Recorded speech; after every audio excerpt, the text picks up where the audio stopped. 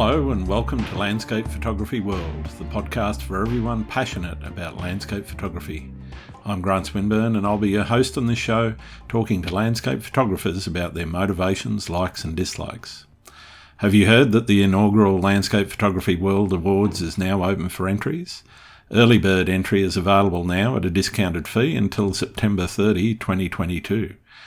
Head to landscapephotographyworldawards.com to find out all the details and how to enter. There's some amazing prizes to be won, and I'll be publishing a book and a calendar with the top images at the end of the competition, so there's plenty to look forward to.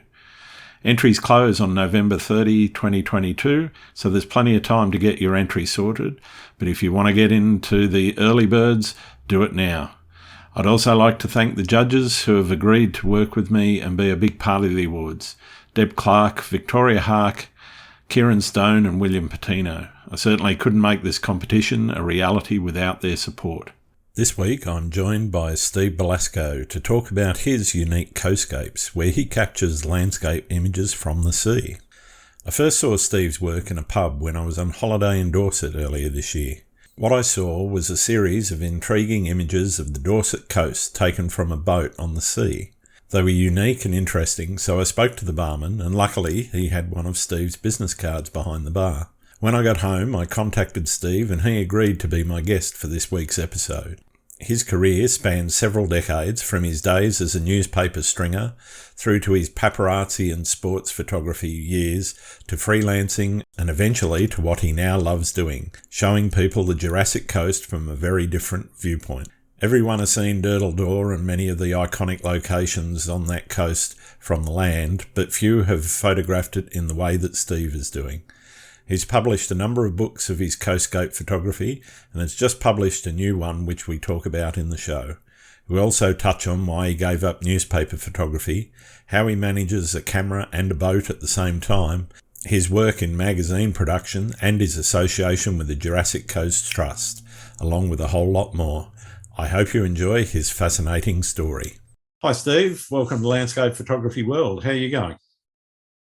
Good afternoon, Grant. Yeah, it's nice to be here. It's pretty grim here at the moment. We've had some hot weather, but it's now overcast and drizzling.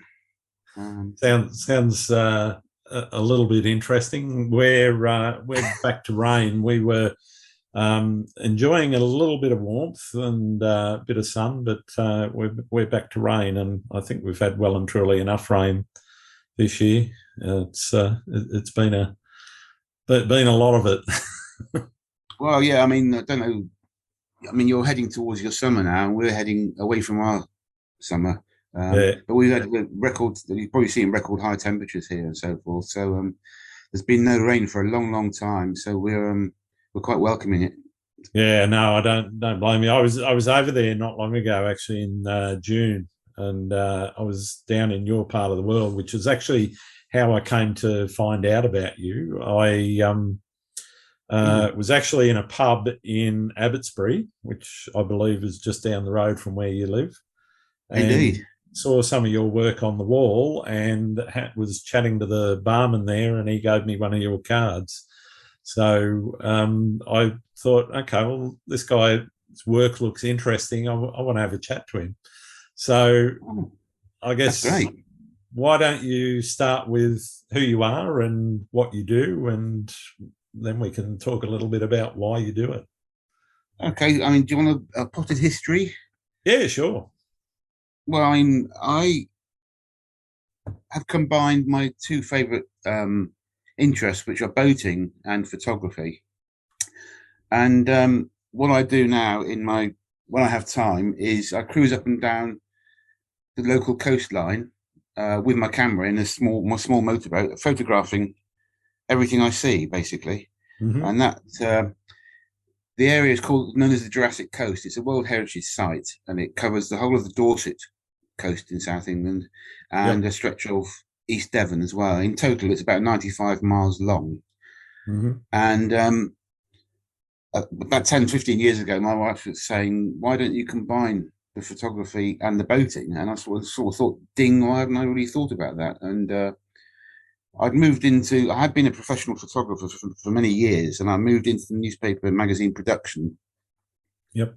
But I wanted to carry on with my own photography, so I thought, yeah, that's a great idea. I can make that to sort of my focus in photography, and so I basically I document the entire Jurassic Coast from wave level, Yeah. and it's a bit of a niche because there are many very good landscape photographers who work on the land, of course, and this is a very popular part of the country for photography. Absolutely. There are Yeah. also quite a few these days drone photographers, but nobody does it from a boat. And there are very few people do that. There's various reasons for that, including the fact that you have to be able to drive your boat at the same time as taking pictures. Unless you got somebody else to drive your boat, I guess. But yeah. Unless you've got somebody else, which I don't. So that's probably the reason why it's not.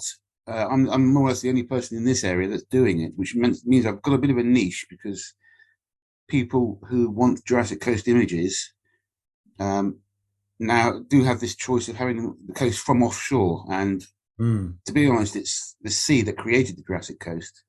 So it seems to me it's the best place to view it from as well. And it's gone very well.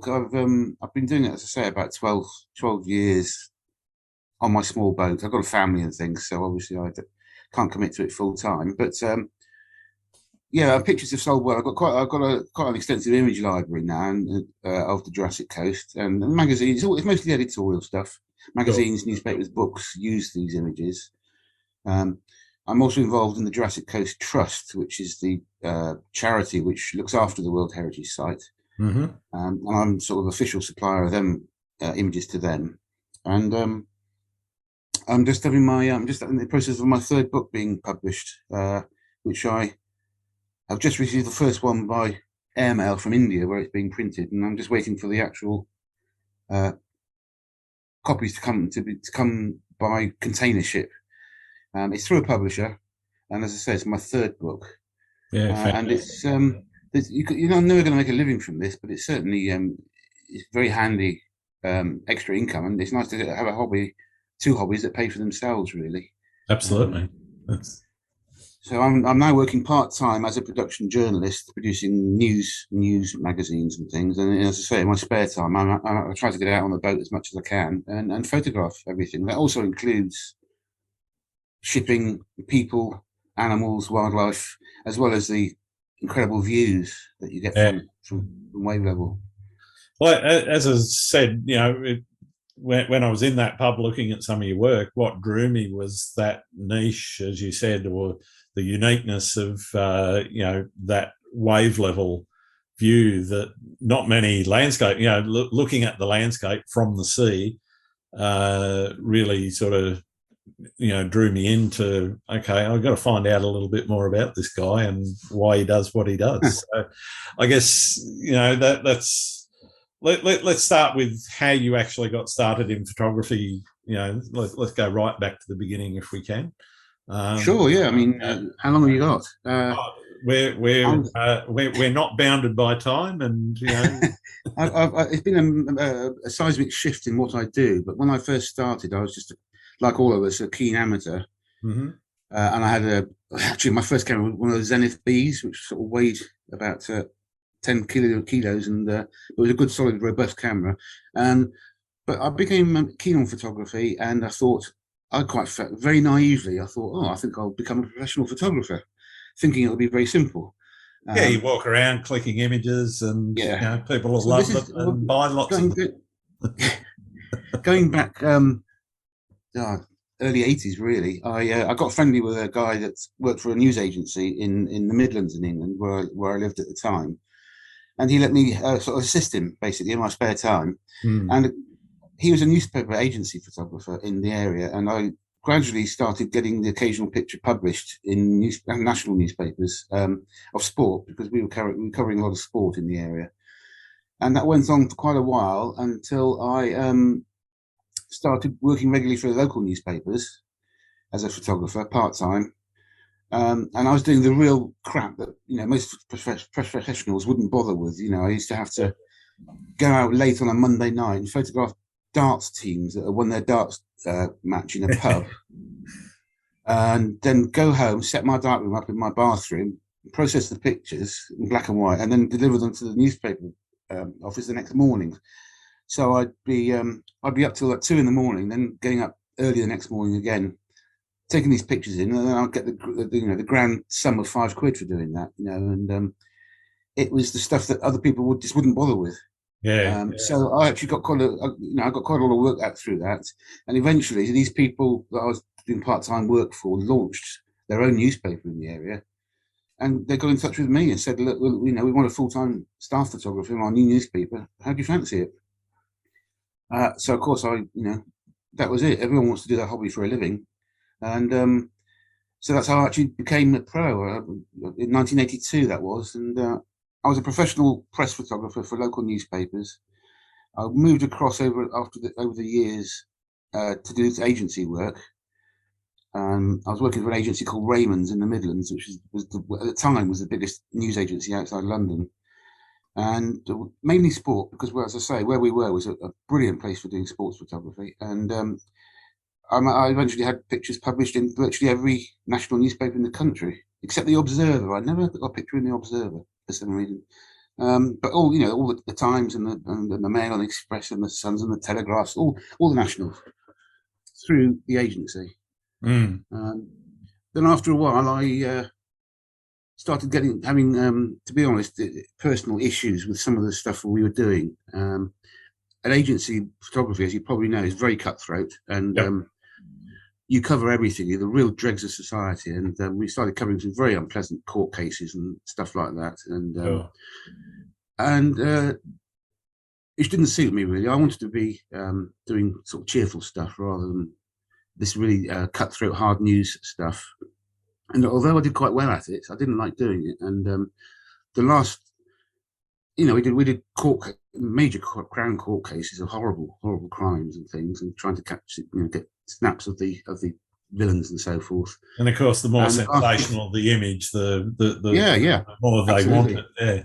And to be like that, you've got to have a certain sort of mindset, really, to be ruthless, I suppose. And I got a bit of a exaggerated conscience, and I didn't like the fact that we were making a lot of money out of other people's misfortune. And the final thing for me was in 1989, I think, January. You may or may not remember the famous M1 air crash that happened when an airliner came down on the motorway. I do recall it, yes. Yeah, and I was right on my doorstep, so I was one of the first photographers on the scene, and I saw some very, very horrible things that couldn't possibly be published. But my agency, we were sending pictures around the world for 36 hours non-stop after that, and we made an absolute fortune. We made thousands and thousands out of it, and I'd seen this terrible. 44 people were killed, and many more were horribly injured. And I just said, I can't do this anymore. This is immoral. We shouldn't be making money out of people's misery. Yep. So I quit the agency and moved back into provincial photography, where people open the door when you knock on it rather than slam it in your face, No, a lot less swearing at you. Well, yeah, and also you don't get sort of Alsatian set on you and all this sort of thing. And so I went back into provincial photography, but I decided to move down south again, where I'd originally come from, and that's how I ended up here in Dorset, near the coast. Yeah, fantastic. It was quite ironic because I worked for a small local newspaper as a country photographer, a district photographer, lovely little job, full time, reasonable salary. Nice. And the first two stories I did were major national stories of various criminal crimes that happened around here. And I thought, hang about, the whole point was to get away from this sort of thing. Out of the frying pan into the fire. Yeah, it was. Yeah, it's ridiculous. This lovely little county of Dorset, and then there were two major news stories where, again, all the images went national. But after that, it settled down, and I carried on for another 10, 12 years before I decided that I'd photographed almost everything I wanted to photograph, really, or covered almost every subject you could think of. Yeah. And I'd become interested in magazine and newspaper production and design. So I moved across, and I was fortunate enough, my editor gave me a job as a production journalist, a designer. And then I moved up into that full time and just did photography on the side. Nice.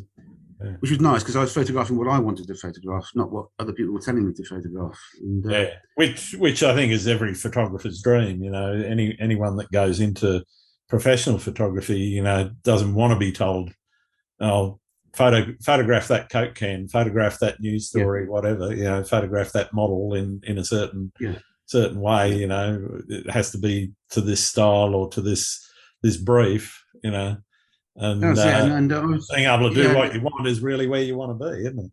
Yeah, I mean, also with the onset of digital photography, it was becoming, in the late 90s, early 2000s, it was becoming easier for publications to get pictures for free and from amateurs and every man in his phone, an iPhone. So, and nowadays, as you know, it's very difficult to make a living out of photography. As very few people do. When I started, there was a good living to be made, and if you're good at your job, you got looked after. These days, everyone expects everything for nothing. Yep. So I'm just going out photographing what I enjoy doing in my own time and selling it along the way to anyone who wants to buy it, really. And that's where I am at the moment. So as I say, I've had 3 books published now. The third one has just come out, which is called The Jurassic Coast from the Sea. Mm-hmm. And it's just come out. It's on its way. The first book was called Dorset from the Sea. Yep. Which has just covered this county. It's all seascapes. I call them coastscapes, actually. And that sold out. We sold 4,000 copies of that, which was a hardback book, so it went very well. In between, I produced a very small book myself, which I published myself, not through a publisher, about Portland, the Isle of Portland. Mm-hmm. And then the new one now is again through a publisher. It's a coffee table book, and the signs are it should sell well like the first one did. Excellent. So yeah, I mean, it's, as I say, the niche is that it's all from boats, photographing from boats. I call them coastscapes, and there are many sort of technical challenges of working on a boat that you don't face on the land, which some people don't understand. But there are technical challenges we might go into a little bit later, I suppose. Yeah, happy to delve into the technical side of it. I guess where I'd like to move now is, the motivation, I guess. I mean, a lot of people like messing about in boats and whatever. And as you said, your wife suggested, why don't you combine the two? I guess what motivates you creatively, and what is it, I guess, that you're chasing most in your photography at the moment? Well, what I've been having lived down in this part of the world for 30 years now, and having sailed up and down the coast in the past, I was always struck by the stunning views from offshore. And it occurred to me after a while that very few people are lucky enough to see those views because they don't get out on boats. So I thought, why don't I record these views, photographically, and which means that people who can't get out on boats or don't go out on boats, or it doesn't occur to them to do so, can enjoy these views without having to actually commit to something like that. Also, I'm immensely proud of this part of the world. I think it's absolutely, the coastline is just wonderful. It is unique, and as I said before, it has been designated a World Heritage Site because it's unique. But there are so many people out there who have never seen these offshore views. So I thought I would make it my mission, my sort of unofficial mission, to spread the word about how fabulous it is here, and show people how it looks from a viewpoint many of them will never experience. At the same time, I joined, as I say, the Jurassic Coast Trust, which is the charity that looks after the coast, basically. And so I provide stuff for them, not free, but it's a very, it's a labour of love, to be honest. I'm so proud of this area that I want everyone to see it. And one of the most interesting things is the number of local people that have bought pictures and books and said, "Do you know what? I've lived here all my life. I have no idea. No idea it looked like this from the sea," sort of thing, And that's been very, very, very, very pleasing. So I'm just bragging. It's bragging rights, really, about what a fabulous place I live in. Oh, I can't blame you. I mean, you've got the iconic spots there around Durdle Door, Lulworth Cove, Old Harry Rocks. You could reel off another dozen or so, and you know them far better than I do. But just for some of the people listening that might not know the area, I guess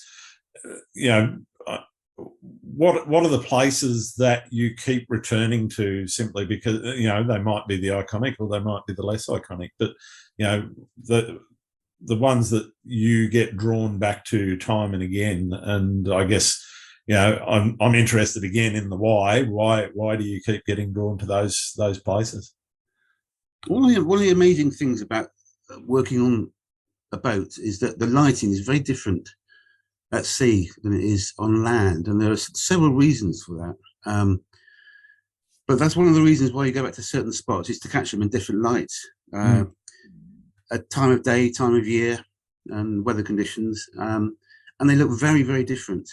Particularly in the west of Dorset, where you've got the very high peaks like Golden Cap and Doghouse Hill and places like that.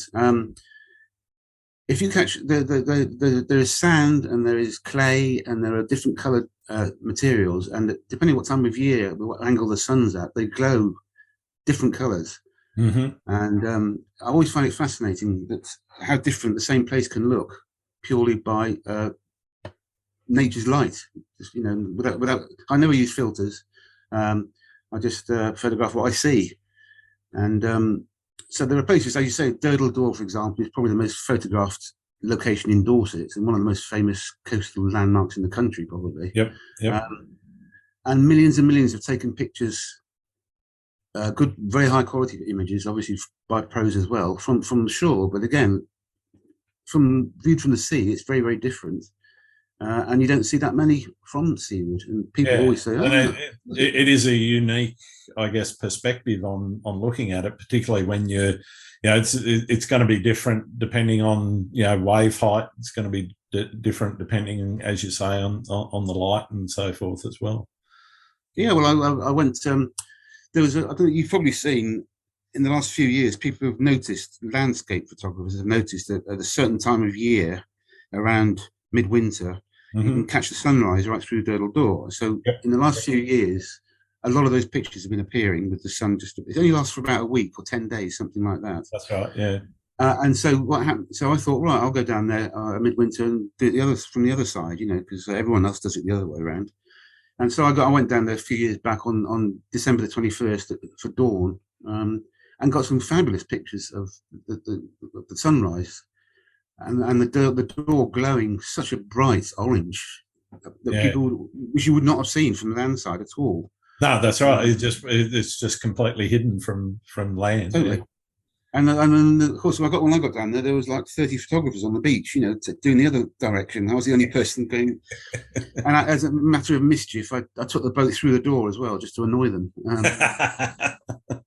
But that's being mischievous. But it's the same. It's lots of people do similar images, but the opposite direction is very, very unusual. And it's not just Durdle Door. There's all the cliffs change colour, and because of the Jurassic Coast has 3 major prehistoric eras, there are different types of materials as you go along the coast.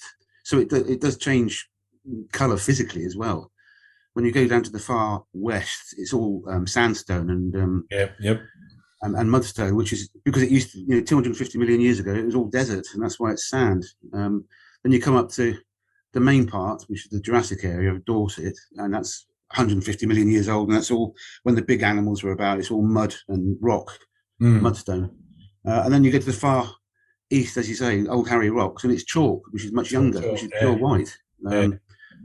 And so, there's 95 miles of it, and there's always something new, something different in the view. But then when you factor in what else is going on, which is like the interaction between humans and animals and industry with the coastline as well, it's endless, really. Yeah, definitely. So how much planning do you put into a trip out in the boat? Obviously the one with Durdle Door, you did that deliberately to sort of pick that sunrise in midwinter. But outside of that, let's say you were heading out this weekend, have you thought about that for weeks before, about what it is that you want to do, or is it more of a spur of the moment sort of thing? Not at all. It's very much spur, because I have a very small boat. It's only a 17-foot motorboat. It's a nice little boat, but it's very, very much governed by the weather. I can't go out in any weather. The rain, don't mind. great, I don't mind, but it's the wind that's the issue. It's the wave size. Yeah, wave height. Yeah. So I'm very much governed by that, and then also with still doing other jobs and having a family and so forth. I don't have as much time as I would like. So I when there's a couple of hours spare, I can just nip down, get in the boat, zoom out somewhere, and just photograph whatever I see. A lot of the stuff I do at the moment is also I do shipping, a lot of shipping stuff. I work for several magazines like Ships Monthly and Warships, and because this area is very busy with shipping. Well, you got Portsmouth just up the road, or just up. It's Portland Harbour. Yeah, Portsmouth is out of the area, but this is a very busy area for shipping, and it's a lot of fishing going on, as well as say Portland Port is a thriving port. There are big ships, huge ships, and small boats, small ships coming in and out every day. And there are, as you know, there are magazines which cater for people who are fans of ships and things. And I do a lot of editorial stuff for that sort of thing. Ships, and it's an excuse for me just to go out and get on the boat and go out and do something. Yeah. The ultimate for me is actually got a ship photo in. Well, two things are my proudest moments. Really, I had a double-page spread in National Geographic of a warship, which was that's the pinnacle. Really, is National Geographic. Yep. Everyone aspires to get in there, I think. And the other one was I managed to get a photograph of a cruise ship across the centre spread of Warships magazine. Okay. And the editor said that's the first time they've ever done anything like that. But there was a small warship in the picture as well, and it gave an idea of the scale of cruise ships. And the editor said he actually said to me, "I never thought I'd publish a commercial vessel across the centre spread of Warships magazine." So those are two of my recent achievements that I'm proud of. Very good, very good. So, how would you describe your style, and how did that develop, and is it still developing, or is it something that you kind of keep repeating because you've got a set way of doing things that you have sort of developed and really like? I think that the style is more the niche. Really, is the fact that I'm not I don't consider myself to be a brilliant photographer, but I have established a little niche. There are various challenges about photographing from a boat. Obviously, the fact that you're moving around in all different dimensions, and it's not just like being on land, because you're pitching, rolling, yawing, and it's quite a violent movement sometimes. So things like artificial or VR, whatever they call it, VR, that don't work on the boat because you're moving around too violently in too many dimensions. So vibration reduction doesn't really work. So that means that you have to use very high shutter speeds most of the time. And that is kind of anathema to a lot of landscape photographers. Exactly, it's the complete opposite. So you're using very high shutter speeds, and because of that, you're using your lenses wide open a lot of the time. Complete opposite to landscape, where you've got to try, you use tripods and stop down the lens for maximum sharpness and depth of field. And you can use long exposures. So I'm shooting at around 2,000th of a second most of the time. Wow. Which means the lenses are more often than not wide open. And they're not the best lenses. They're good, but they're not fantastic. So it really does test the quality of your lens, at full bore, basically. So that's another issue. The weather here, I seem to usually go out. It seems to be overcast most of the time, and the autofocus, again, systems don't work so well when it's dark and dingy and you're at full bore. And so it's a bit hit and miss. I've found that when the sun's out, I've seen that problem myself in trying to do very long exposures in very dark conditions. And I just switched to manual and zoom right in on the back of the camera. But I've got the luxury of time because I might be taking a 7-minute exposure, So. Oh yeah, sure, rather than the 2,000th of a second, So there are all these different technical challenges. getting. How do you manage things like depth of field? Because obviously, if you're wide open at anything less than F4 and whatever, you're going to then start to run into very, very narrow focal lengths that you've got to deal with. So how do you manage that sort of thing in the field? That is probably probably the major issues. The fact that you've got the depth of field of a fag packet, basically. Yeah. And the lens, you're moving around. If you're using telephotos, which you're normally using short tellies, I haven't got any really long ones, but that is obviously the movement is exaggerated hugely through a telephoto of a boat. Absolutely. And you've got no depth of field. So the autofocus is really struggling a lot of the time. When it's something like a landscape, you've got, as you say, you've got time to compose and fire off plenty of images. But if I'm chasing dolphins or something like that, you have very little chance. I've been very lucky in capturing, wild dolphins and seals and things like that. But there's an awful lot of, collateral damage. For every 100 shots, there's probably one decent one, sort of thing. Yeah, which obviously isn't an issue with digital these days, but it does mean that autofocus is tested, and I've missed a great deal of several absolute pearlers because like a dolphin jumping out at a certain spot, and the autofocus can't catch it quickly enough.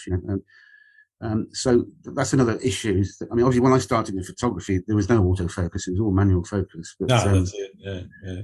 You weren't. If you're, like say, I did a lot of motorsport when I was starting out, and you can predict very accurately where they're going to be. Mm-hmm. Wildlife just suddenly appears out of nowhere, and that's it. You can't predict where a dolphin's going to. You can't predict it, and by the time you've got you're on it, the autofocus hasn't got time to focus, and so I've been lucky. I've had some nice wildlife spreads and some nice magazine features about the wildlife, the ocean wildlife. But some of the things I see, it's heartbreaking when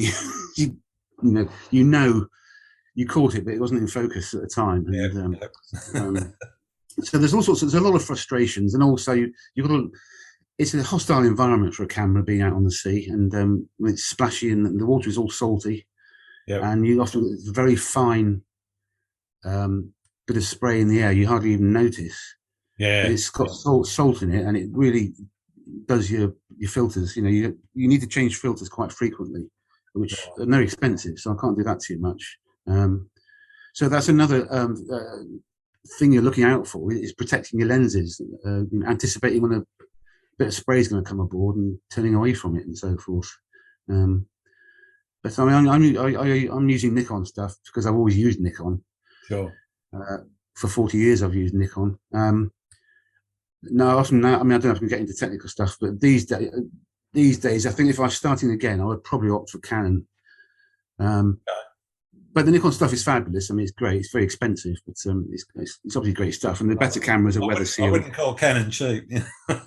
Well, no, I know. But if you go back a bit, when I remember when I started off in the 80s, Nikon was the professional camera. That was it. Yeah. And it wasn't until the late 80s, early 90s, Canon sort of muscled in. Yeah. And Nikon sat on their laurels for years, and Canon ate away at their dominance. Mm-hmm. And there was a lot of, I think Nikon just sat there so smugly thinking no one's ever going to get into our sphere. So Canon were bringing out the same sort of glassware at a third cheaper. It was the same, just as good quality. And it's a third cheaper. And that's why a lot of pros moved over to Canon in the 90s before Nikon eventually caught up again. Excuse me. And but it was too late by then. People, it's when you're halfway through a career, it's difficult to switch operating systems, and obviously all my lenses were old Nikons, manual ones, all sorts of bits and pieces. So I just stuck with the Nikon, really. Well, that's the thing. Once you've made the investment in the glass, it's really does make it very difficult to change over. Yeah, indeed. So as I say, if I was starting again now, I'd probably opt for Canon because they are still slightly cheaper than Nikon, but it's much of a muchness. But Nikon shot themselves in the foot back there 30 years ago when they were too smug about it. Yeah, definitely. You put a lot of emphasis, I guess, on the environment in your work, and you obviously a member of the the Jurassic Coast Trust there. How important is, bringing to people's attention those environmental issues to you? Yeah, it's the thing about the Jurassic Coast is it's a live thing. It's always changing. It's eroding all the time. Excuse me. You're right. And that's what created the coast as it is now in the first place, is erosion by the sea. So there's no point in trying to protect it, because you can't. Mother Nature will always take over.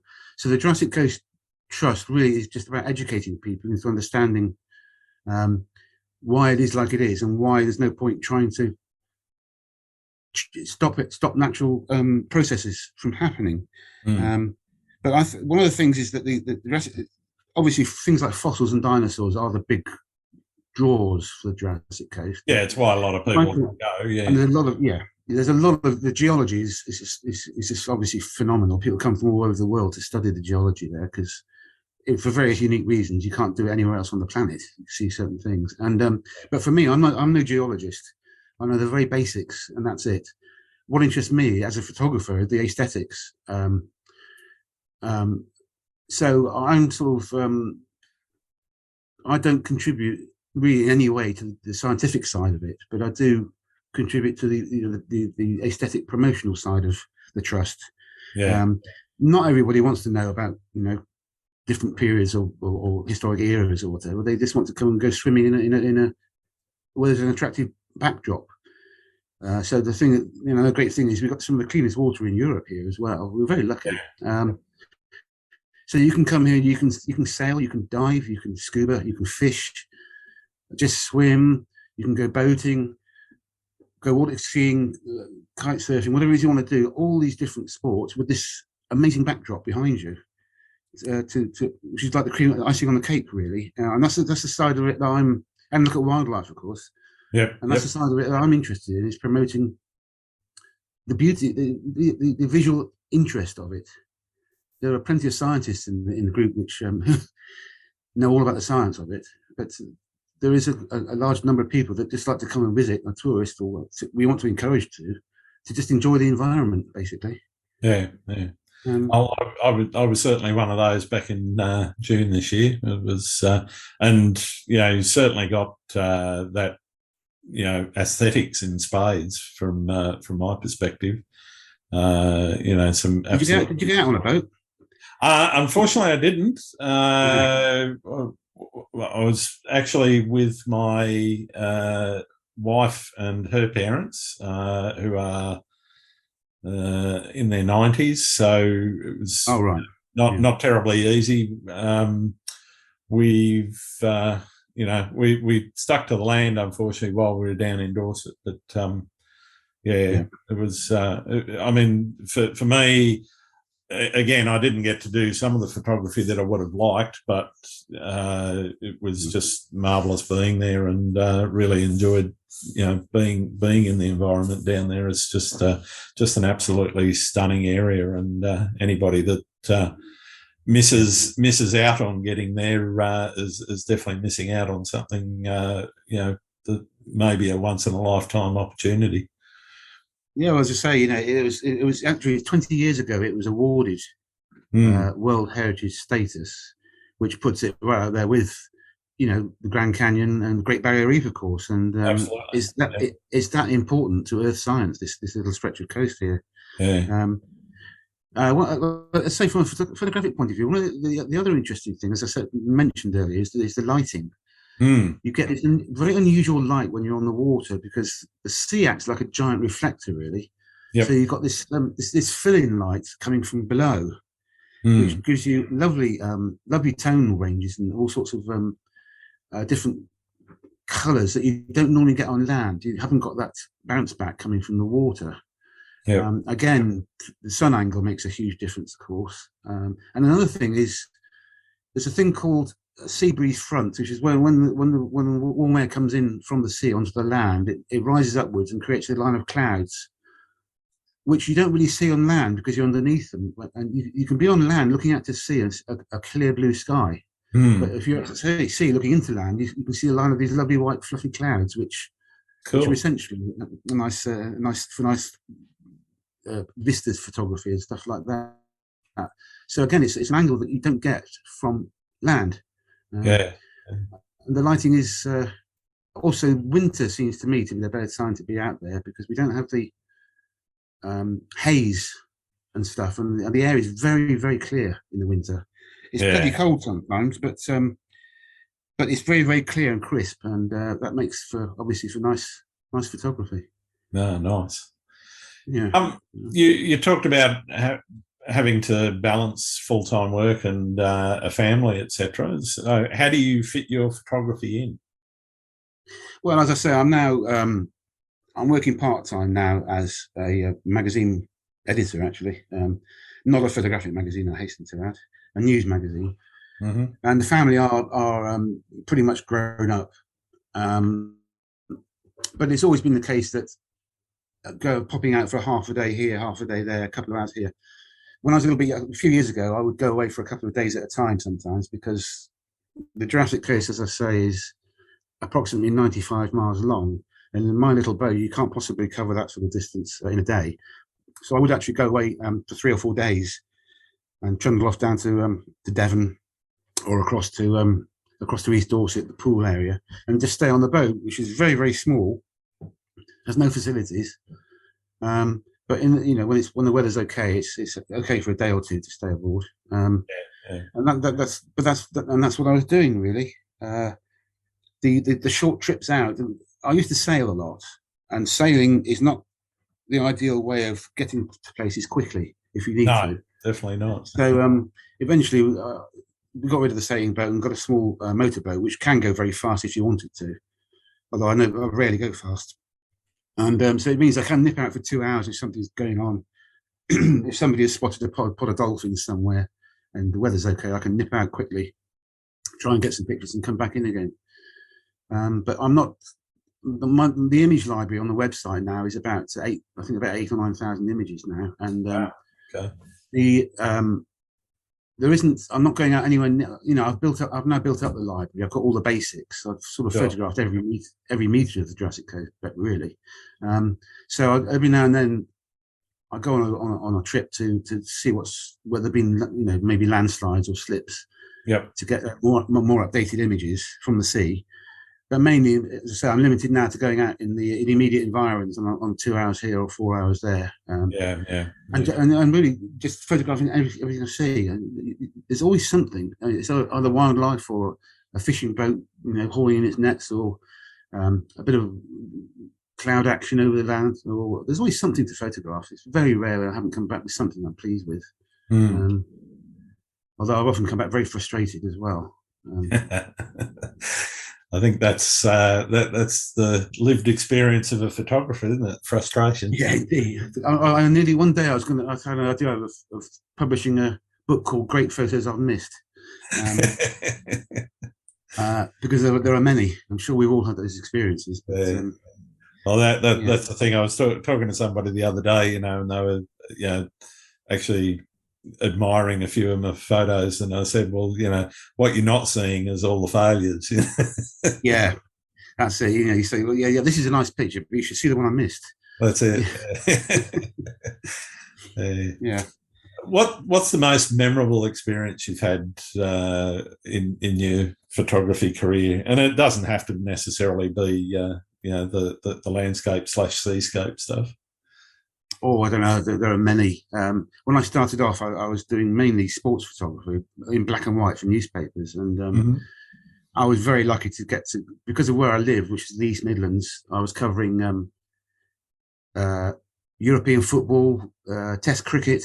The Torval and Dean were from my town that I lived in, so they were winning the Olympic gold in ice skating. We had the Britain's first Olympic length rowing course there, so we had a lot of water sport. We had Donington Park motor circuit just down the road, so I went to some very, very big sporting events, and that was a great privilege to do that.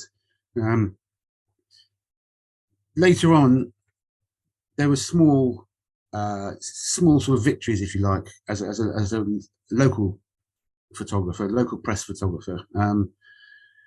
Lots of I don't know. Serving the community was important to me. As I say, my few years I did as an agency photographer really didn't suit my nature because, as I said, I'd rather people open the door. You know, when you knock on the door, they open it and invite you in, rather than set their killer dogs on you and say, "Get the hell out of my garden," or whatever it is. So, but there were times. I mean, I remember the first time I had a front page picture on the National, which was actually the Independent. When it first started, it was very, very pro photography, and they used a lot of very interesting pictures in the Independent, and it did actually win the newspaper of the year in its first year, the National. And the first time I got the front cover of that was very exciting, well, very pleasing, because it was an extremely hard picture to get. I can briefly tell you, it was the middle of January, and it was during the miners' strike up in Nottinghamshire. Yep. And basically, it involved me getting up at about 4 a.m, driving about 30 miles through heavy snow, where there was no other traffic about, and then getting some miners coming off their shift at 6 o'clock in the dark, in the snow, and then getting back in time to be able to send it down to London for the newspapers.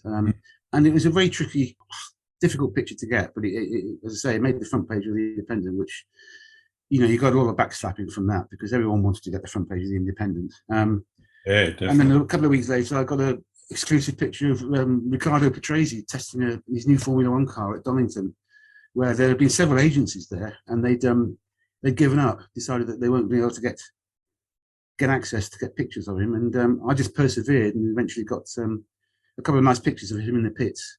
Nice. Which again was used in the Nationals quite a lot. You know, nobody else got the picture. Yeah. So those sort of things were always very rewarding and very exciting. The first picture I ever had published was actually on the back page of the Daily Express. It was a picture from a Nottingham Forest football game, and so I went straight out and bought 6 copies of it. You know, I couldn't believe it. You know, Who could blame you? Yeah, it was exciting in those days because, you know, you're going to football matches like, you know, FA Cup matches and things like that, and coming back halfway through the game and then sending pictures down to London to get them in the next morning's papers. And it was high pressure, but very, very exciting. And you know, I guess the other thing in getting your shot selected, you know, you've probably taken, I don't know, you know, a couple of hundred shots or something, and you know, every other photographer at other games, etc., has done the same. So, you know, getting your one selected out of that's probably, you know, or definitely going to boost your ego a bit, I guess. Well, yeah, and also working at an agency when you're doing these big sports events and things like that, there are other agencies there, and that's right. Earlier, it's very cutthroat, and I've seen some very dodgy practices going on. You know, where one agency photographer has tried to stop another agency photographer getting into their car, or you know, managing to get back to their own office and stuff. This is long before computers I'm talking about. Yeah, before you could. You have to race back to the from your camera now. You know. Yeah, you have to race back to the office and develop your film and then get them on the transmitter to send them down to London. And I've been on Royal Rotors before where I've actually seen. Well, you know, you get these crowds of like 8, 10, 12 photographers really packed together on the rotor. Yep. And I've seen agency photographers lean around and pull the plug out of the flash guns, you know, in the old socket of somebody in front of them, you know, without them realising it. And you know, really, really quite dastardly deeds. You know, that was quite exciting stuff. It was in those days. I can imagine. What have you learned about the world through photography, and you know, not just the dastardly things that people do, but well, I've always been a bit of a skeptic about the world anyway, and the media has been obviously, most people until relatively recent got all their information from the media, and it certainly taught me how powerful the media is. Obviously, in the old days, it was just a printed media, but now, of course, TV and radio and whatever. And I never really understood how the media really does govern public opinion, really, more than anything else. And it doesn't matter what our leaders say. it's what they said is presented that people actually. Yeah, it's how that gets manipulated and spun. Yeah, it's all manipulation. Nothing is really true. Like the history books are always written by the victors and so forth, and the news is always presented by the person who has his own views. But also, as a provincial photographer, you really do see the good side of people. People do phenomenal things that they don't have to, just to help others and so forth. Always, it's not all doom and gloom at all. It's just that bad news is good news, as they say, and bad news makes people feel good about themselves because they're not having a bad time, but the people in the news are having. And so good news, as it's always been said, good news doesn't sell newspapers, and sadly, it seems to be a bit of a truth. Certainly, when it comes to the national media, I don't think that's changed with social media either. I mean, people, influencers and whatever are trying to sell their good news of hey, look at me, I'm on a desert island or a tropical island or whatever, which is great. But when it comes to the actual news side of things, I don't think it's any different. Now, I think one of the things that I did learn also is the fact that the national media and the local media are very, very different animals. And I sort of used to go at great lengths to explain to people that local media doesn't really exploit the community like national media does. We have to live amongst our people, our readers. Yeah. Rather than just go out to spend a day in the community, getting all the bad news and disappearing back to London again. So that's why I like the local community, local media, because it actually serves its community rather than exploiting it. Yeah, definitely. And that was definitely a feel good aspect of local news. But I'm glad I did my agency work because I covered some huge major events, elections and general elections, and as I say, European Cup football, Test cricket, and things like that. But also major bad stories. Yeah. And funny enough, the scariest people I ever covered were, well, I don't really want to go into sort of things, but when I used to do Crown Court, you see on TV the snappers standing outside the court trying to get people arriving at court. Yep. Yeah, and we used to cover them all sorts, from relatively minor things up to multiple murderers. To be honest, the scariest people were always these people called like badger baiters and dog fighting type people. Oh yeah, who were being prosecuted because they'd be quite happy to have a go at you as they were coming into court. They were those sort of people. Yeah. And as I say, I've captured killers and murderers and that, but the scariest ones for me were these sort of low-life dogfighting type people who have got a complete psychopath, and they see you, they'll come and have a go at you if they can, and I didn't really like that side of it at all. Who could blame you? I don't get paid enough for this sort of thing, so that's why I sort of got out of the agency thing, really. Fair enough. How much of your success would you attribute to your ability to communicate well? I think in terms of press photography, which, as I say, I was 20 years, I was a full-time pro. They've always said in press photography, it's 10% ability and 90% bullshit. And that's what it is. You don't have to be a brilliant photographer, but you need to be able to get into positions where people don't necessarily want you to be in and so forth. Yeah. So it's actually way into that spot that's going to get you the shot. Exactly, and getting people to do things they didn't particularly want to do, and so forth. So as I say, it's really true. You need a certain technical. Well, in the old days, you needed a certain amount of technical knowledge because everything was manual, of course. But most of it is bullshit. Getting into places where you weren't invited and things like that, and so forth. I've had my collar felt once or twice by the police saying, you shouldn't be here, and I've been kicked out of places and so forth. But that's in terms of that, it's as I say, it's the way you operate is as important as how good an operator you are. Yeah. But when it comes to what I'm doing now, it's, as I say, there are technical challenges, but they're very different to the ones we used to face in the old days. And it's much. I'm doing gentle stuff now, stuff that's it's pleasant, it's gentle. As I say, the big rewards now. The books I've had. As I say, my third book just coming out. Sorry, I keep harking on about that. No, that's fun. It is lovely to see, mate. Yeah, it is lovely to see stuff in print.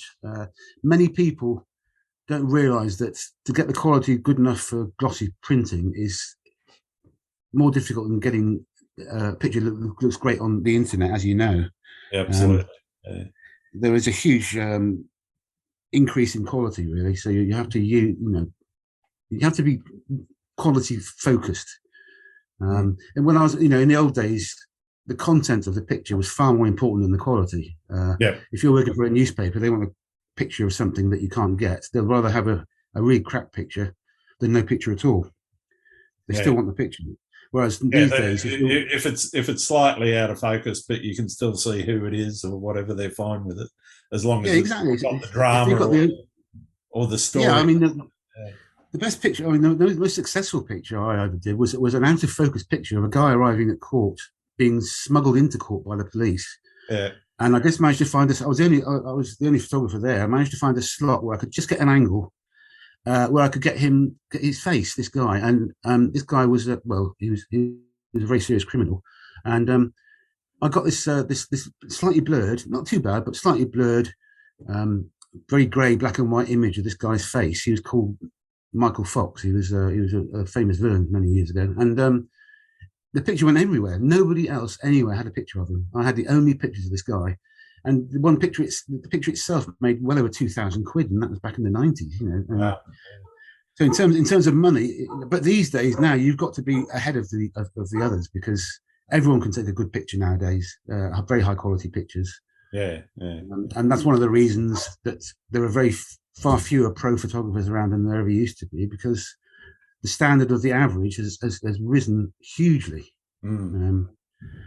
Definitely. So it is in some ways it's almost more rewarding now to get stuff published in print, because that's still technically quite challenging, getting high quality that's good enough for print. Yeah. So with your seascape stuff, what's your routine in terms of, I guess, prepping for heading out, and how you manage the camera and the boat at the same time, and what's your shooting routine look like? Because it's for a lot of the people that I talk to on this podcast, it's where are you going to put your tripod? That you're not using that. So what's your routine look like? Yeah, it's interesting. I mean, as I say, I love being on the water anyway. So if it's a nice evening and I've got a couple of hours to spare, I'll nip out, and obviously I may not have anything in mind to photograph, but obviously I'll take my camera with me, and just see what happens to be out there at the time. So there's only a few times when you can prepare, be certain of where you're going to go, because it's so weather dependent. That's the thing. So it's quite often spur of the moment going out, and as you say, operating the boat and taking photographs at the same time can be challenging sometimes. You need four hands, really. There's more than once I've been focusing on, concentrating, squinting through the lens at something on the coast, and suddenly looked around and realised that I've drifted much closer to the rocks than I meant to, and you sort of think, oops, because you're so focused on what you're doing. As I say, I very, very rarely go out with anyone else. A dog comes with me sometimes, my sea dog. Another thing is, as I say, being weather dependent. I got a phone call a few years ago from somebody on Portland saying there was a big pod of dolphins swimming past, and I hadn't got a lot of dolphin pictures at that time, and I went down to the boat, and this was late winter. It was late March, I think, and the weather was quite rough, and it was very, very marginal about whether I'd go out or not. So, but in the end, I decided to give it a go. And the thing about boats is, the rule is go out, see what you think about it, and you can always come back in again if you need to. But so I went out, and it was very rough, and it was very marginal. But I managed to get some very nice pictures of dolphins, some of which went into the nationals. But at the same time, I was really getting thrown about, and I came back black and blue from that trip because I was falling over all the time in my small boat in the waves. There were some big waves out there, but it was worth it. But as I say, it was marginal, and that's one of the decisions you have to sort of make on the spot. You can't really judge from 20 miles away until you're there. Yeah. So And Go on. One of the things that I can say about Nikon gear is that it bounces quite well. Yeah. So what about your processing? You've got out there, you found your pot of dolphins or your shot of Durdle Door, etc. Are you straight back home, whack it onto the computer and start editing, or do you tend to let it ferment a little bit and take a more considered approach to it? Yeah, it depends. Sometimes you're not really 100% sure of what you've actually got because you've been. If it's very bumpy, you sometimes often I actually hold the camera away from my face because it's the motion is too violent. So you the black eye. Yeah, absolutely, yes. So often as not, and also when you're on the boat, you don't often have time to review your images until you can get back ashore. So oftentimes I'll come back and look and see what I've got, and then just earmark ones that I'm going to have a second look at later. It's surprising how many you spot that you didn't realise you'd managed to get. Just a certain moment. Again, when it's bumpy, the autofocus is a problem. It's a major problem, and you can't manually focus because you can't really. You're moving around too much. Yeah, it boils down. So sometimes you're really not quite sure what you've got until you come back to shore and sit down. I like to, if I've got time, I'll sit down and have a pint at the pub on the way home and just scroll through what I've been shooting. That's quite a pleasant part of it. Yeah. And then one of the useful things about using like a 36 megapixel camera is that you can pull them up a fair bit, which you often need to do. You can't always get as close to places as you want to. So it's useful to have all these pixels if you want to, if you're looking for publication quality images. So often I'll get a picture and I'll notice something on one side of it and think, oh, what's that I caught there? And zoom in on it and find it's actually quite an interesting image, that I didn't realize I had. So it's really on a day-to-day basis. Normally, unless somebody's asking for urgent pictures or something, I'll have a good look through and enjoy them, and then come back to them the day after, a couple of days later, maybe. But if it's occasionally I get asked to do something for an agency or something, and so obviously I'll come back very quickly, process half a dozen or whatever it is, and then wire them over to the agency. But generally, most of my pictures sit in my library, and I can go in there. And if I'm doing a feature for a magazine, I can do the selection process online, really, because the best ones I've uploaded to the website. Sure. So post-processing, as I say, when I'm actually doing pictures, I don't use any filtration or anything. There's not a lot of time for that, and also I don't want to lose any light. I need as much light as possible usually. So if I need to tweak obviously you tweak the colours and so forth when in post-processing, and all the things you used to do in the darkroom, contrast and burning and dodging and things like that, and a bit of sharpening, of course. But I don't do anything. I'm not really like an abstract photographer. I'm more a documentary type, and I just like to photograph what is there, warts and all. I consider the 21st century is as legitimate a time in the history of the Jurassic Coast as any other time is. So as I say, I photograph everything I see, which includes human interaction and animals and industry, fishing, cruise ships, whatever it is, because this is actually a record of what is happening now on the Jurassic Coast and in the waters. So in the future, people will, say. It's something that in talking to both clients as well as other photographers, that I'm always encouraging. Take shots of stuff which you might think mundane now, because in 20, 50, 100 years, they're actually going to be fascinating records of, that's what 2022 looked like, or 2021, or whenever. Absolutely, that's some of the most famous photographers from the last century. Sort of. Look at those funny hats and suits and coats that they used to wear.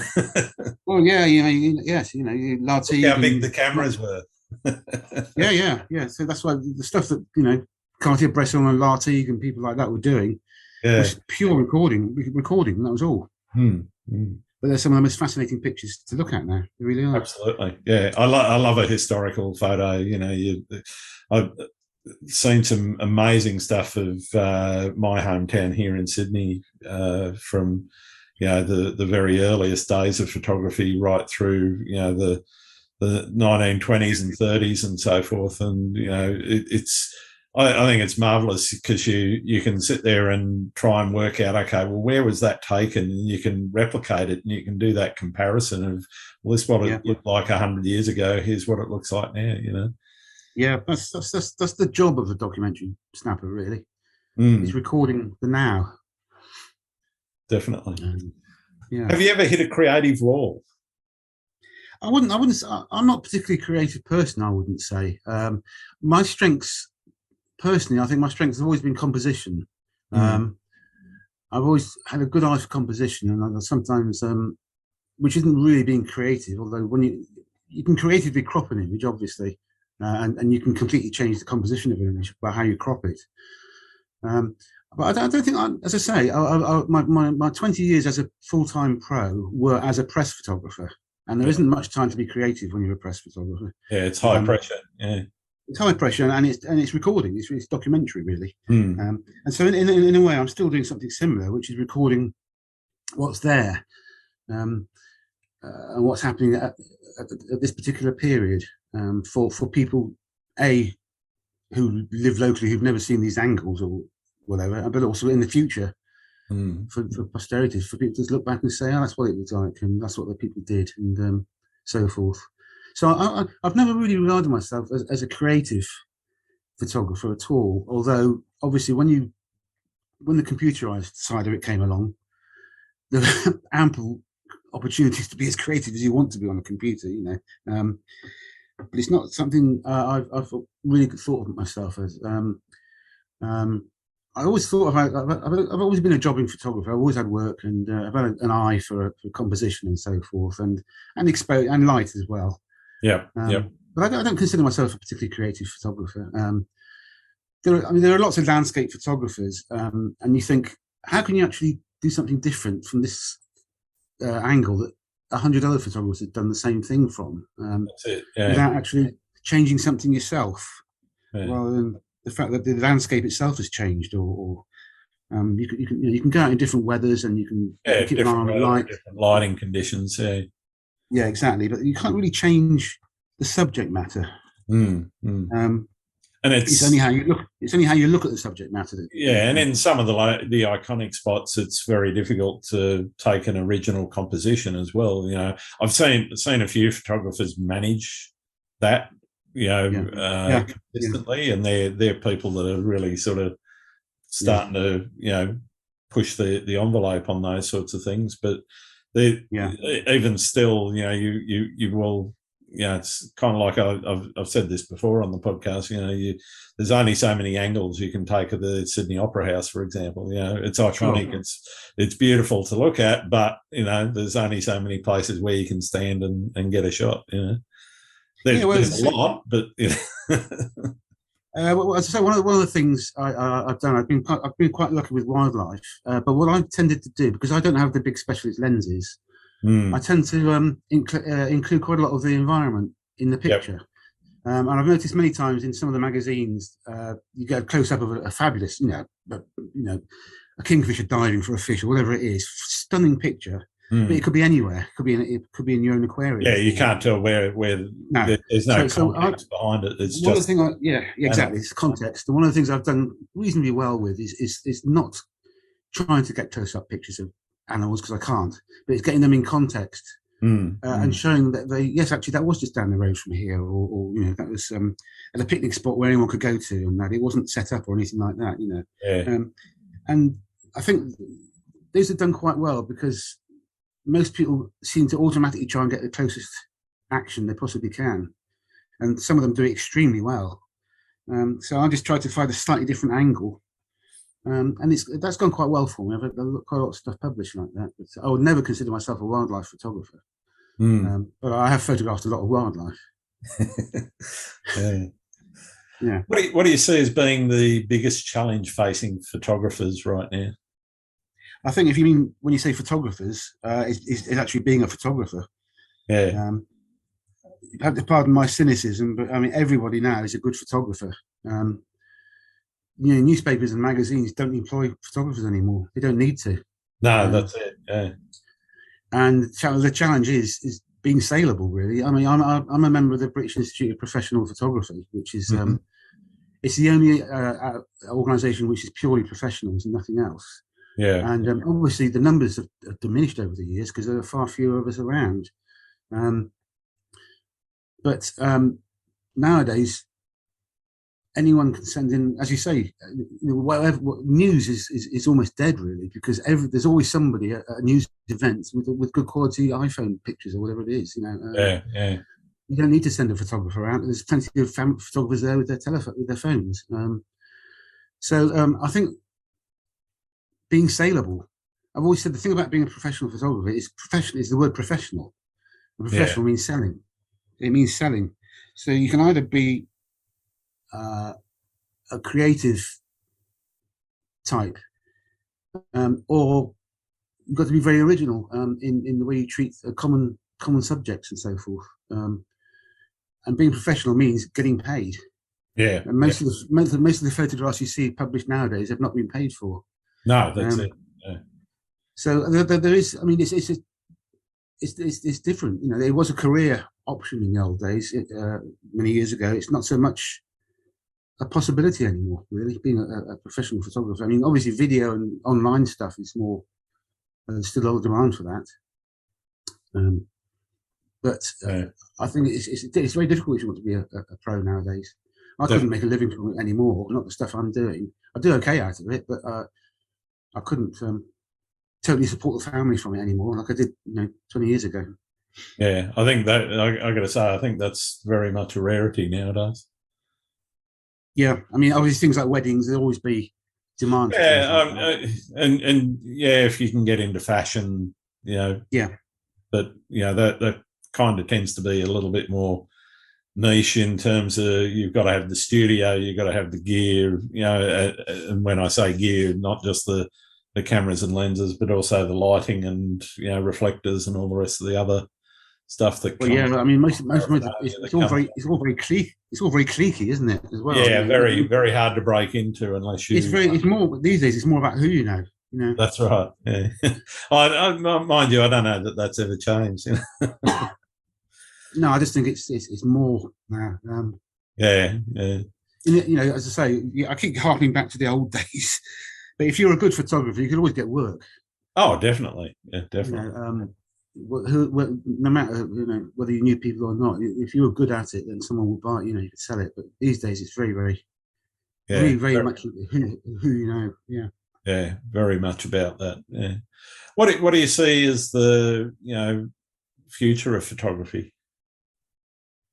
Well, I mean, it's obviously the digital side of it is people are creating extraordinary images nowadays that were absolutely totally impossible 20 years ago, unless you painted. You couldn't do it in photography. So you're starting to see very interesting, unusual pictures that would only have been from artists in the old days. Obviously, there's an argument that photographers are artists or they're not artists, depending on the point of view. But now you can be far more creative and easily than you ever could before. Definitely. I obviously, as I say, I used to look at stuff photographers were doing, and a Dali-esque type photography where you get things going sideways or stuff frozen in space or whatever it was incredibly difficult stuff to do. Incredibly difficult. You can do it very quickly now. And with very cheap equipment too. Indeed. And also it's getting more. I'm noticing there's more and more software coming out for computers now, which says, "Here's a collection of skies." So you don't even have to bother looking for a decent sky. You go, you don't have to wait for the weather to be good. You just I'll go through my sky, my cloud collection and decide what backdrop to put in it. So the whole concept of photography has changed massively. Yeah. I don't know. I don't know where the future lies. There's always going to be a demand for printed. I think people will still always want to have books and some magazines and things.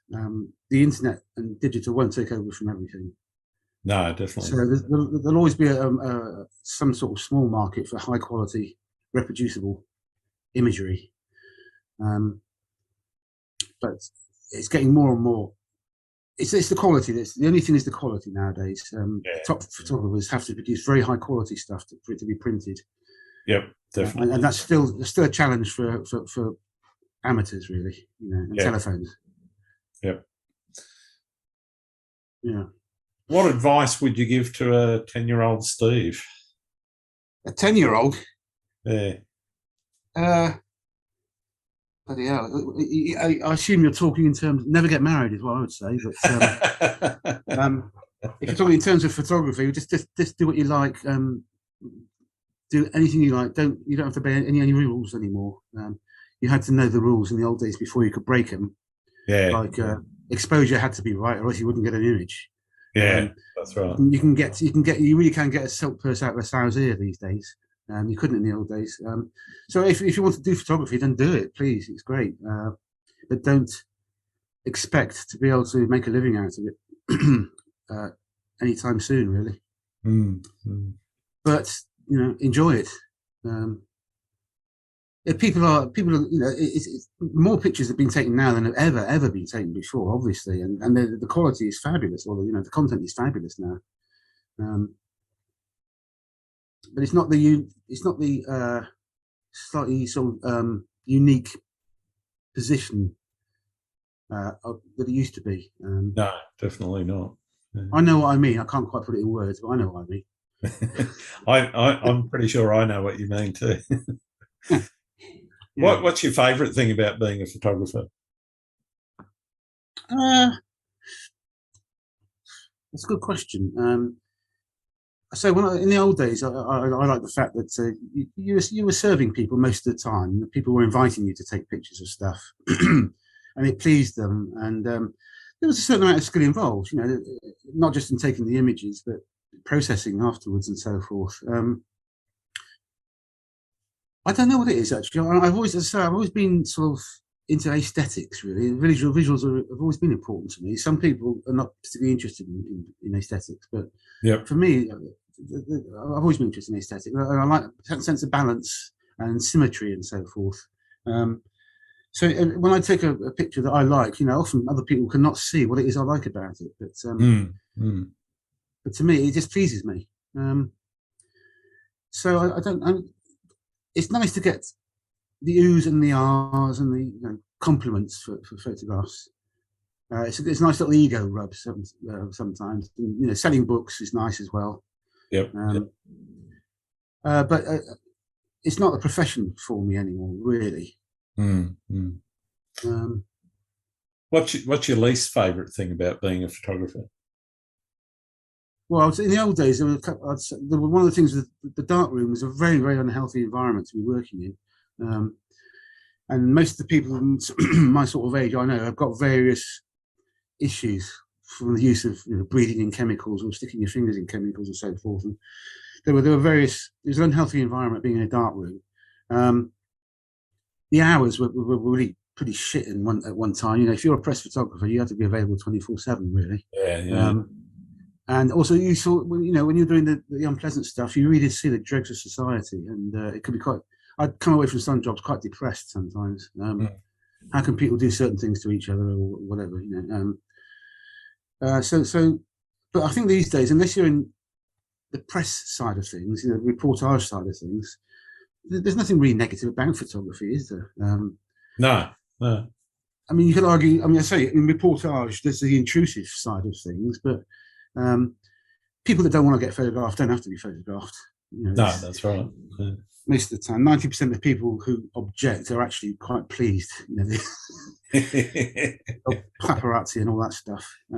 I don't like the way that when digital first started, there was a lot of editing of images, so they were actually presenting false images totally. Yeah. Well, I don't know that's entirely stopped either. Oh, it certainly hasn't stopped, but it's not quite as overt, No, I remember the sun was bloody terrible. It's also becoming harder to detect. Yes, that's very true. But the sun was, some of the newspapers really were absolutely completely shameless about it, and they would. I remember there was one famous picture. There was two famous celebrities who I don't think knew each other very well, and somebody else was in between them, and the three of them were walking along together, and the newspaper completely took the middle person out and made it look like two celebrities walking hand in hand.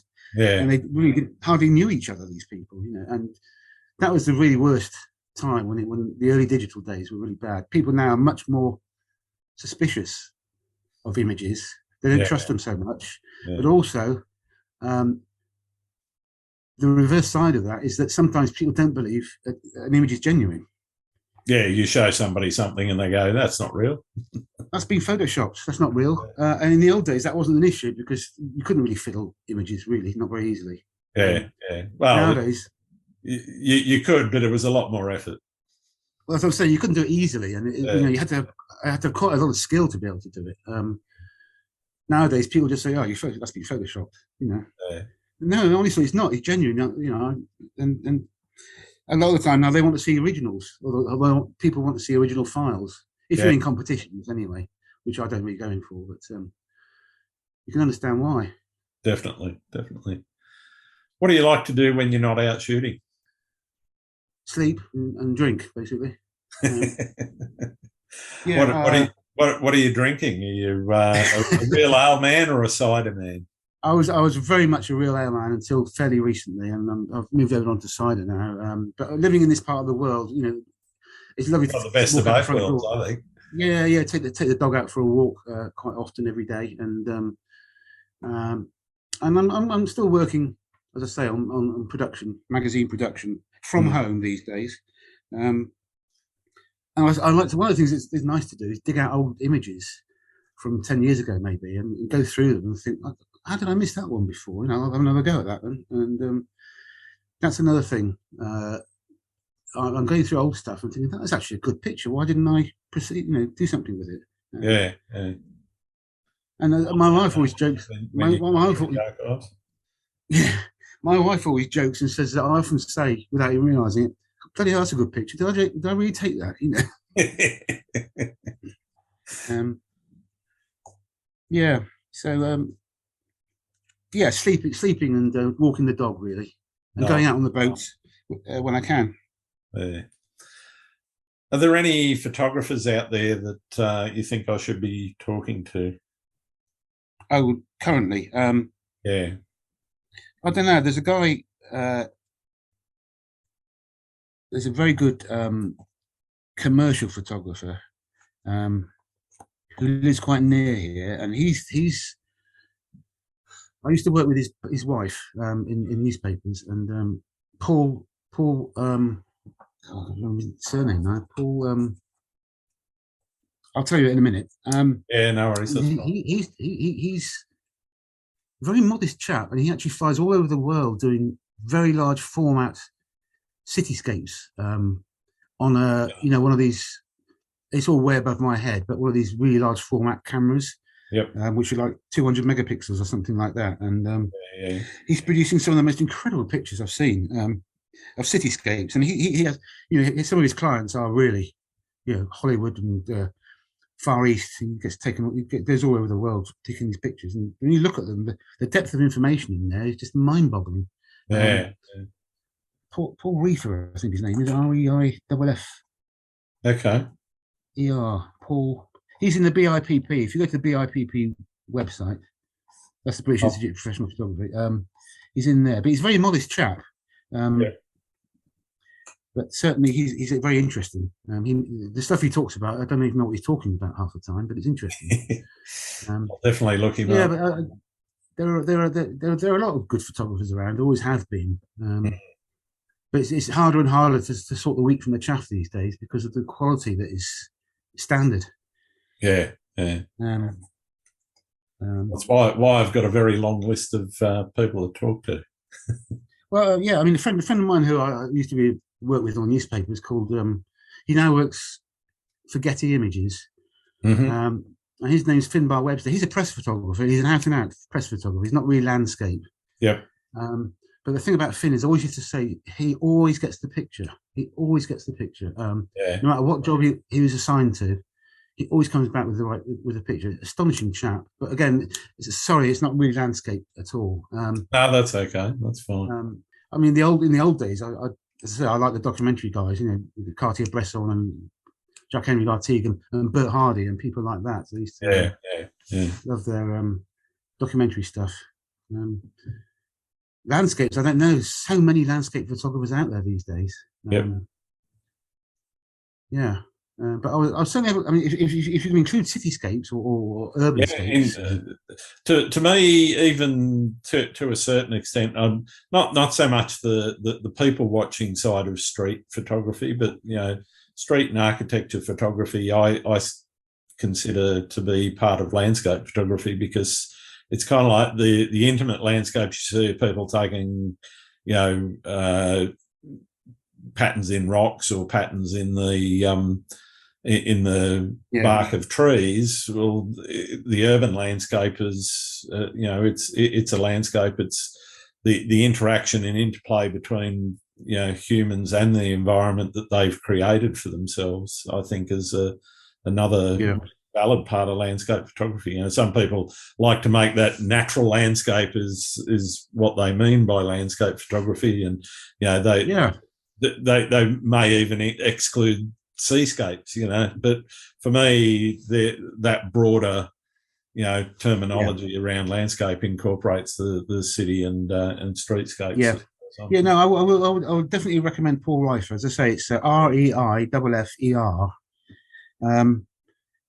And if you Google him, he's on Wikipedia and things like that. And he's quite modest, because most people will never ever have heard of him. And yet he gets on with his job, making a blooming fortune out of it as well. Nice. And he's probably one of the best photographers you've never heard of. And he lives on Portland, so he lives quite near here as well. Okay. Well, he's usually in Hollywood or Singapore or somewhere like that, But have a look at his stuff. It's impressive. I will. I definitely will. Thank you for that.